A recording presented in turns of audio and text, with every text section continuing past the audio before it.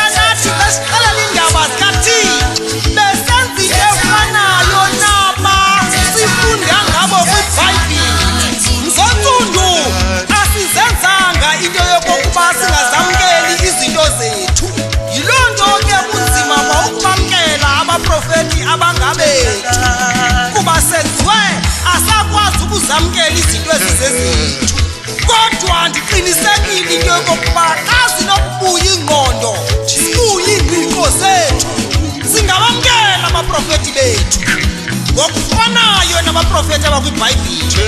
Ndithetha mna ngabaprofeti abafana noPapa Simon Shivambu, ndithetha mna ngabaprofeti abafana noBaba Shange, abaprofeti abafana noJohn Masowe, abaprofeti abafana noBaba Babalola Joseph. Ndithetha mna ngabaprofeti abafana nomama uAnna Makhetha Matsuba, uNondata, uMgijima, uZingcaba Mhambi, uNyana kaRuben Bukhambi. Awu, uNcele kaMakhanda kaloku, uMqarhu Gombane.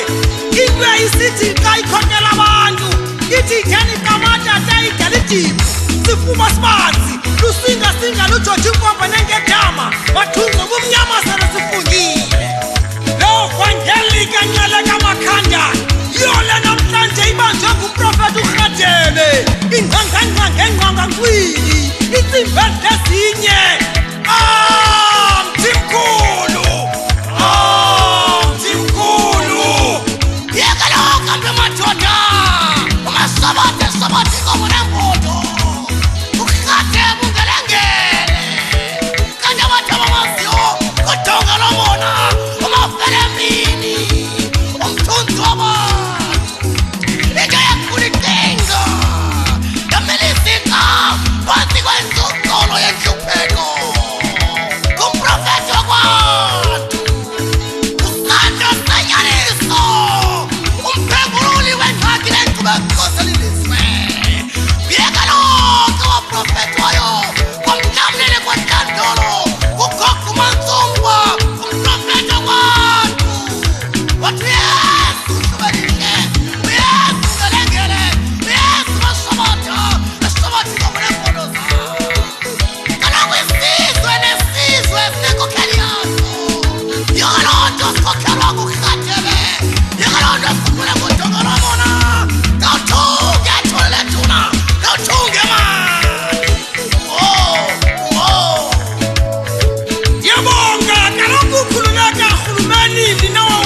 ntombi yam ngoku ndigabulela izigcawu ugabulela imandonde ndondela imfungela sikakhosa usibangela senqubana ngathi kumthamengela apha kaloku sihlangene ngomprofeti uRhadebe uMafuza fulana njengelifulamfula ihluba lihle intokononkala madoda isikhakamela simnomba ukutsola emahlubini esisizukulwana soba ugaqweni into zoBenjamin into zoSamuel mfondini yena uzovelela phala embekweni ezalwa yinto kaSilabhethi umkhonzisizwe into kambeko usolukalulo wazokhulela eKapa eGugulethu phansi kwesandla esinamandla senkondekazi uManyawuza uThahla uNdayeni kanti yena unina engumasikhongo umhlatyana intombi yakwalanga umprofeti uRhadebe lo ukhulanga umntana oyinkathalo zobhida amagqirha